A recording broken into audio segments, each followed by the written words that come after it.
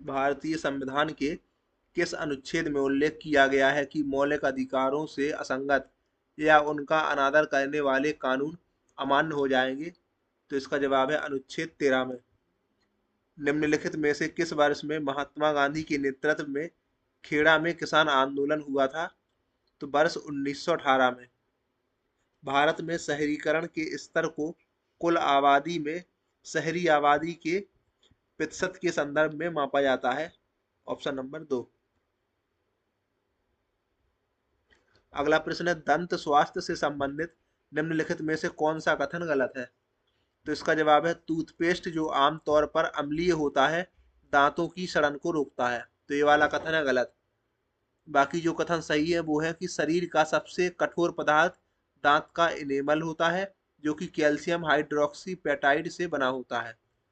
मुंह में मौजूद बैक्टीरिया खाने के बाद मुंह में बचे शर्करा और खाद्य कणों को तोड़कर अम्ल उत्पन्न करते हैं, और जब मुंह का पीएच मान 5.5 से कम हो जाता है तो दांतों में सड़न लगनी शुरू हो जाती है।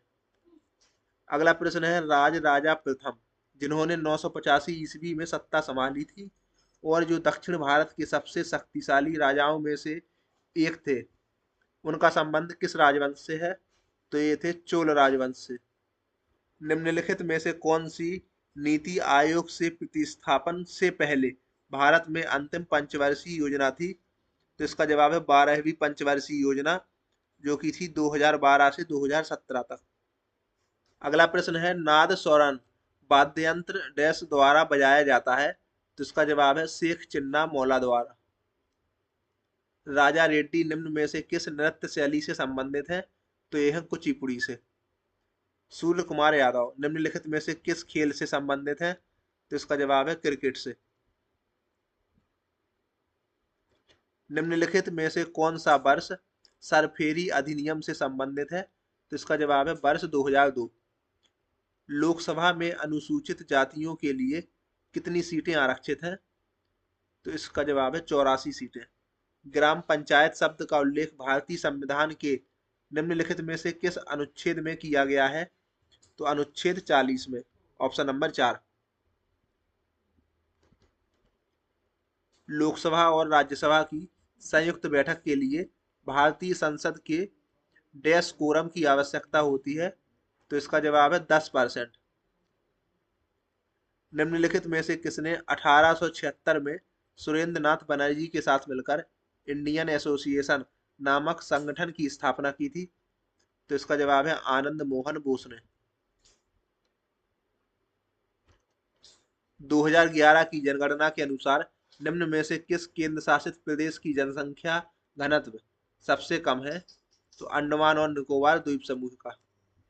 रोहिंग्या मुख्य रूप से म्यांमार के किस राज्य में रहते हैं? तो इसका जवाब है रखाइन। निम्नलिखित में से कौन सा व्यवसाय के वैश्वीकरण का प्रेरक कारक है? तो घरेलू बाजार की संतृप्ति। ऑक्सीजन का परमाणु क्रमांक क्या है? तो इसका जवाब है 8। कल्याणी कुट्टी अम्मा को किस प्रकार के नृत्य के लिए संगीत नाटक अकादमी पुरस्कार मिला? तो इसका जवाब है मोहिनीअट्टम। बोकारो इस्पात संयंत्र कहाँ पर स्थित है? तो इसका जवाब है झारखंड में है बोकारो।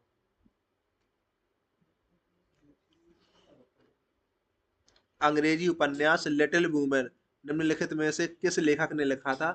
तो इसका जवाब है लुइसा में अल्कोट ने।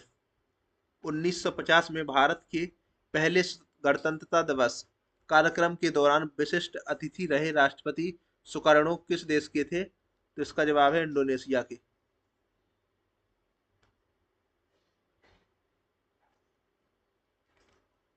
SiO2 के रासायनिक संगठन के साथ सिलिकॉन और ऑक्सीजन से निर्मित कौन सा खनिज पदार्थ मुख्य रूप से कांच बनाने, अपघर्षण, ढलाई वालू, हाइड्रोलिक फ्रैक्चरिंग, प्रोपेंट रत्न में उपयोग किया जाता है? तो इसका जवाब है क्वार्ट्ज। निम्नलिखित में से कौन सा कर दिल्ली सल्तनत की भू राजस्व कृषि भूमि पर कर प्रणाली से संबंधित था? तो वो था खराज। डैश इंडिया विंस फ्रीडम पुस्तक के लेखक हैं? तो मौलाना अबुल कलाम आजाद। पद्मश्री पुरस्कार से सम्मानित प्रतिभा प्रहलाद निम्नलिखित में से किस नृत्य शैली की प्रसिद्ध नृत्यांगना है? तो यह है भरतनाट्यम की। अजंता की गुफाएं निम्नलिखित में से किस नदी के बाएं किनारे पर स्थित है? तो यह है बाघोरा। कादम्बरी कीर्ति के लेखक कौन है? तो इसका जवाब है बाणभट्ट। निम्नलिखित कारकों पर विचार कीजिए। पहला है हिमालय और भारतीय थार रेगिस्तान में चरम जलवायु स्थितियां। दूसरा है ग्रामीण क्षेत्रों में चिकित्सा सुविधाओं की कमी। ऑप्शन सी है महानगरों में रोजगार की उपलब्धता। ऑप्शन डी ग्रामीण भारत में गरीबी। और ई कथन है शहरी क्षेत्रों में शिक्षा सुविधाएं। तो भारत में प्रवासन के लिए दिए गए कारकों में से कौन से अपकर्ष कारक नहीं है? तो ऑप्शन ए, बी और डी, यानी कि हिमालय और भारतीय थार रेगिस्तान में चरम जलवायु स्थितियां, ग्रामीण क्षेत्रों में चिकित्सा सुविधाओं की कमी, और अगला है ग्रामीण भारत में गरीबी। टेनिस कोर्ट की लंबाई कितनी होती है? तो इसका जवाब है 78 फीट। मणिपुरी नृत्य में प्रायः निम्नलिखित में से किस हिंदू देवता या देवी के जीवन दृश्यों का वर्णन किया जाता है? तो इसका जवाब है भगवान कृष्ण। महाराष्ट्र के निम्नलिखित में से किस जिले में राष्ट्रीय स्वयंसेवक संघ की स्थापना की गई थी? तो इसका जवाब है नागपुर में।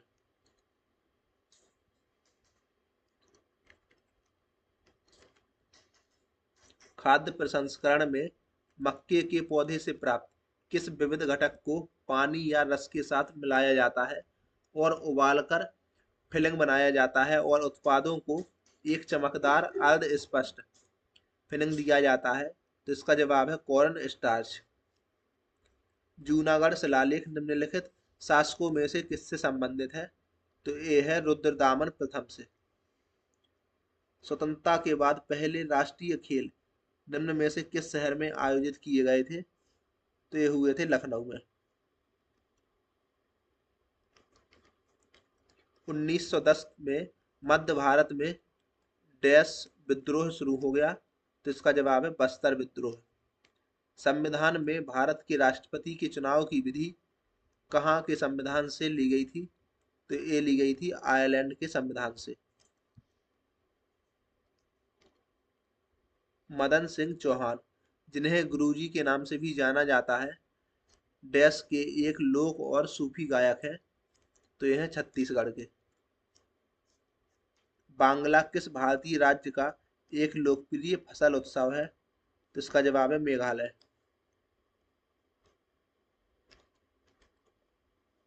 स्तंभित बरामदा और कक्ष निम्न में से किस बौद्ध संरचना के अभिन्न अंग है?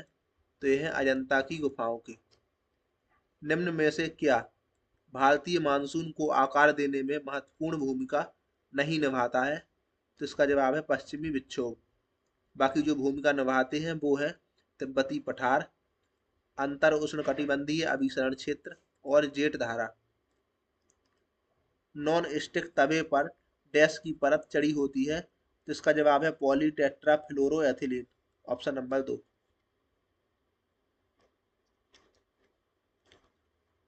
अटल बीमित व्यक्ति कल्याण योजना के अंतर्गत बेरोजगारी के अधिकतम 90 दिनों तक देय औसत मजदूरी का कितना प्रतिशत भुगतान राहत के रूप में प्रदान किया जाता है? तो इसका जवाब है 50%। आर्कटिक महासागर के तटीय उपतटों में से एक साइबेरियाई उपतट पृथ्वी पर सबसे बड़ा महाद्वीपीय उपतट है। इसका अपतटीय विस्तार कितने किलोमीटर का है? तो यह 1500 किलोमीटर का। भारत के संविधान का निम्नलिखित में से कौन सा अनुच्छेद राज्य की कार्यकारी शक्तियों की सीमा के विषय में उल्लेख करता है?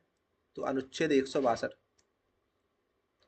राष्ट्रीय आय को मापने में बाजार मूल्य और कारक लागत के बीच का अंतर किसके चलने होता है?